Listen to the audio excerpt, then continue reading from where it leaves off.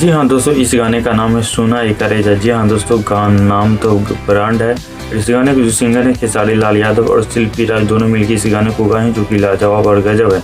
और इस गाने में जो लिरिक्स लिखे हैं वो कृष्णा बेदर्दी जी लिखे हैं, जो कि लाजवाब लिखते हैं यार। गाना सुनिए ना।